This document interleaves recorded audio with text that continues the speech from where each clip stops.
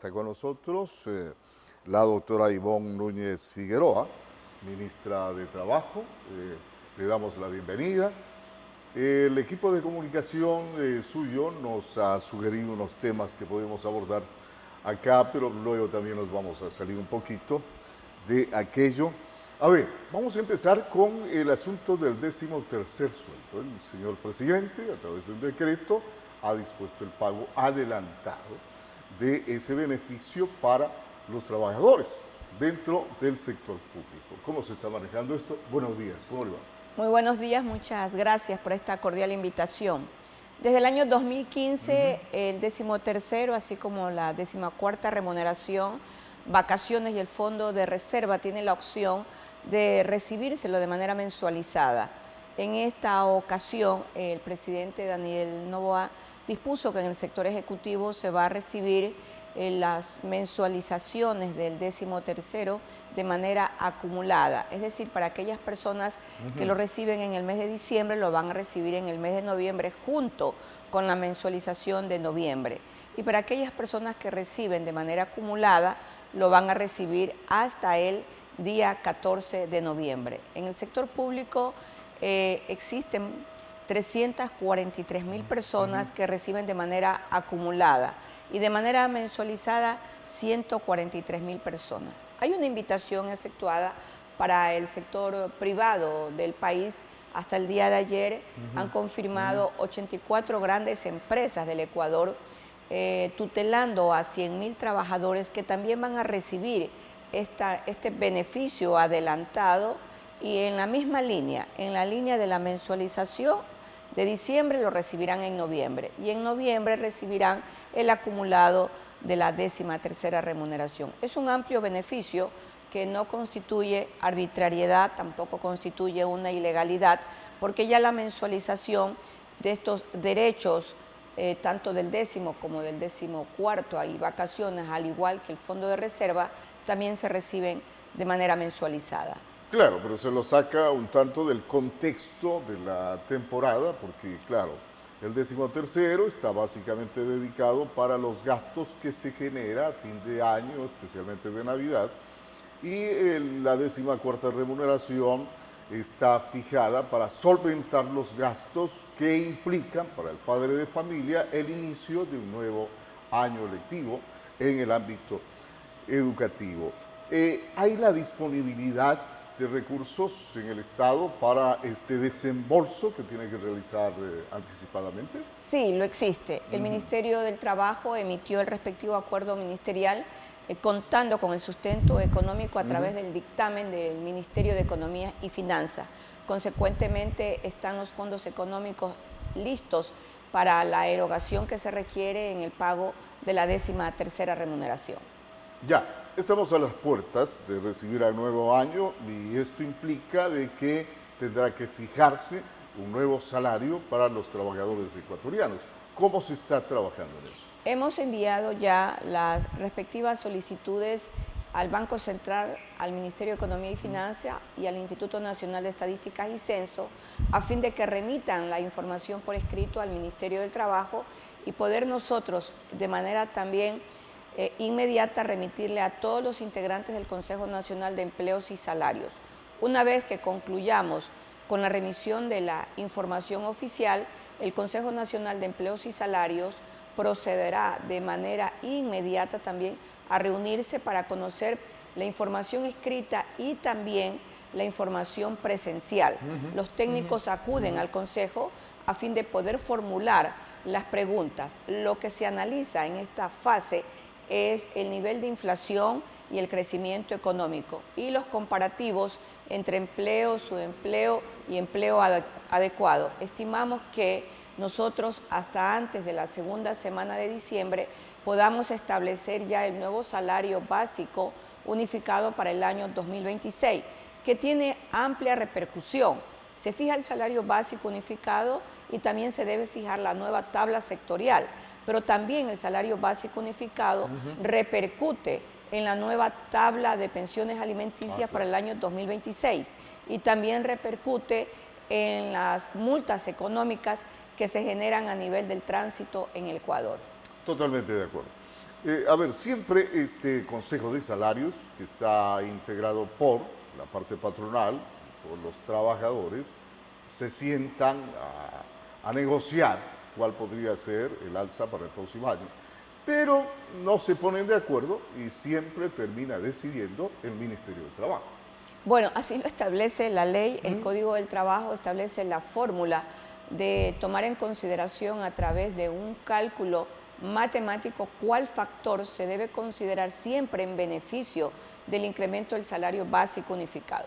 Según el Banco Central, hay un crecimiento económico, fue el corte del mes de agosto del presente año en el que estableció un crecimiento económico por encima del 3%. Lo dijo que era el 3.4%. Ecuador, desde hace más de 20 años, no había experimentado un crecimiento económico de esta magnitud, lo cual es una ventaja para el caso específico de fijar el salario básico unificado, porque es uno de los elementos que se debe considerar para establecer el nuevo salario para el próximo año. Sin embargo, nosotros debemos recibir de manera oficial el corte del Banco Central del nivel de crecimiento hasta el mes de noviembre. A pesar del clima de inseguridad que todavía seguimos viviendo, ¿se ha experimentado, de acuerdo a los números que tiene el gobierno, ese crecimiento económico? Sí, se lo ha experimentado y las razones son varios factores que determinaron este crecimiento económico, así como el empleo adecuado. El factor principal son los resultados de la apertura de mercados internacionales a través de las giras emprendidas por el presidente Daniel Noboa Sim. Al aperturar mercados internacionales para productos no tradicionales del Ecuador, el mercado ecuatoriano pudo hacer las respectivas exportaciones a todos estos mercados, y cuando se incrementa el proceso de exportación de los productos ecuatorianos, sean tradicionales o no tradicionales, se incrementa la mano de obra, porque se debe generar mayor producción. Este es un elemento fundamental, pero el proceso de recuperación económica y sobre todo el proceso de recuperación del comercio nacional también ha experimentado mejoras. Los resultados lo determina el Banco Central, como por ejemplo en los ahorros, que son muy significativos en la banca ecuatoriana que mantenemos los ecuatorianos, y también otro tipo de crecimiento que fundamentalmente se debe al comercio internacional, a la mejora permanente de la seguridad ciudadana y a la confianza que el mercado nacional ha ido posicionando a través de los 23 meses de gobierno del presidente Daniel Noboa, en el primer periodo y en este segundo periodo con periodo completo de 4 años. A propósito de las plazas de trabajo, a propósito del empleo, ustedes están impulsando un proyecto que se denomina Ruta de la Empleabilidad a nivel nacional. Y quisiéramos saber también de qué forma va a ser beneficiado Santo Domingo de los Áchilas, pero explíquenos cuál es el alcance de este proyecto que están impulsando ustedes. En este proceso de generación de empleo, también nosotros fijamos en las leyes de empleabilidad para jóvenes, así como en la ley de empleabilidad denominada Ley Violeta para el caso de las mujeres, incentivos tributarios. Por eso yo le decía hace pocos momentos atrás que hemos iniciado un proceso de reactivación económica también interna, y al sector privado que generan los puestos de trabajo, como lo han venido haciendo desde diciembre del 2023, obtienen beneficios tributarios en diferentes escalas. Nosotros solo en empleabilidad de jóvenes en el Ecuador hemos conseguido más de 200.000 contratos directos de trabajo entre 18 a 29 años de edad.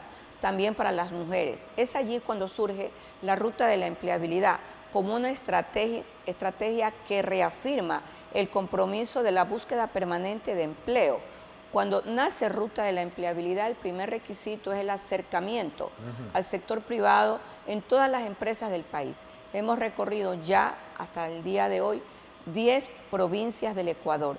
Hemos suscrito ya 52 contratos de Ruta de la Empleabilidad. Solo en Ruta de la Empleabilidad, con el sector privado de manera directa, hemos generado 18.092 puestos de trabajo en aproximadamente 14 meses. Pero también hemos incrementado un posicionamiento del trabajo ecuatoriano, de la mano ecuatoriana en el exterior. Allí nació la migración circular. Tenemos al día de hoy 650 jóvenes de la provincia de Imbabura y de la provincia de Cotopaxi que viajaron a Italia y a España, donde trabajan en el sector agrícola en España, por ejemplo, en Huelva. Ellos van con seguridad social, van con muy buena remuneración, con estadía. Eso nos permite a nosotros seguir fomentando el trabajo y evitar la migración irregular. A ver, quiero pasar a otro tema. Tenemos un código del trabajo vetusto que no ha sido posible reformarlo en su totalidad, que no ha sido posible cambiarlo a través de la Asamblea Nacional, de las asambleas nacionales que se han dado en los últimos tiempos. Sin embargo, estamos a las puertas de la posibilidad de que tengamos una asamblea constituyente para armar una nueva constitución. ¿Qué se puede impulsar desde el área laboral como cambios sustanciales en la Constitución? La Constitución actual contiene en el artículo 326 los principios y derechos que en materia laboral rigen y deben regir no solo porque el Estado ecuatoriano lo debe hacer, sino porque el Estado ecuatoriano es signatario de convenios internacionales ante la Organización Internacional del Trabajo. Estos principios y estas garantías de derechos laborales ha sido una permanente continuidad en las diferentes constituciones que el Ecuador ha tenido. Esa parte, indudablemente, es una parte que sustenta los cumplimientos que el Estado debe mantener en principios como, por ejemplo, la irrenunciabilidad, la intangibilidad, la imprescriptibilidad en los casos en que existe imprescriptibilidad, pero también el Estado ecuatoriano debe, como Estado, propender a la consecución del empleo digno o el empleo pleno, como una forma de realización individual y realización plena de los individuos. Debemos seguir fortaleciendo, consecuentemente, el trabajo que desde el Estado se debe continuar en materia de empleabilidad. Y aquí yo voy a hacer un énfasis. El Estado ecuatoriano no tenía política de empleabilidad para los jóvenes y para las mujeres. Hoy tenemos una política de empleabilidad que se generó desde el primer día del gobierno del presidente Daniel Noboa Sin como política de Estado, así como la ruta de la empleabilidad pasa a formar parte de la consecución permanente del empleo digno. Lo hemos fijado ya también como una política permanente, la ruta de la empleabilidad, porque el Ministerio de Trabajo debe conocer de primera mano las necesidades, los requerimientos y las propuestas que se generan desde el sector de los trabajadores, pero también del sector de los empleadores, porque no es una relación unilateral, es una relación bilateral, como se encuentra establecida en el Código Laboral y en la Constitución de la República. ¿El trabajo por horas se podría consolidar en la nueva Constitución? Nosotros tenemos trabajo por hora. El artículo 82 del Código del Trabajo plantea el trabajo parcial por horas, que significa poder trabajar hasta 4 horas diarias durante 5 días consecutivos de la semana. Sin embargo, en la Constitución lo que existe es un criterio errado de la contratación por hora. Trabajar por horas no es ilegal, trabajar por horas no es un delito, es una modalidad contractual que se la ha implementado desde hace muchos años. ¿No vulnera los derechos laborales, como dicen los sindicalistas, por ejemplo? Esta modalidad contractual tiene la tutela de la Organización Internacional del Trabajo, pero cuando se generan criterios errados, siempre vamos a encontrar la falta de conocimiento sobre lo que significa una relación laboral y también la falta de conocimiento de que el derecho al trabajo es un derecho constitucional, pero también es un derecho humano. Siempre hay que fortalecer la búsqueda permanente del trabajo pleno y del trabajo digno.